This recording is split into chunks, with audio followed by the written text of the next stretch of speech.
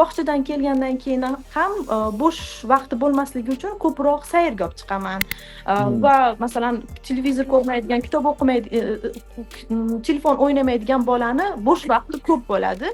O'shani o'sha bo'sh vaqtini samarali tashkil qilish kerak. Iloji boricha o'sha ko'chaga olib chiqaman. 2 soatlab ko'chada aylanamiz. Har xil qo'li bilan his qiladi, ko'radi. Hamma jarayonda o'zi faol qatnashadi. Mana hozir ChatGPT chiqdi. ChatGPT bilasiz, juda ham foydali. ChatGPTdan oddiy qilib 1 oy uchun farzandimga o'yinlarni tayyorlab bergin deganman.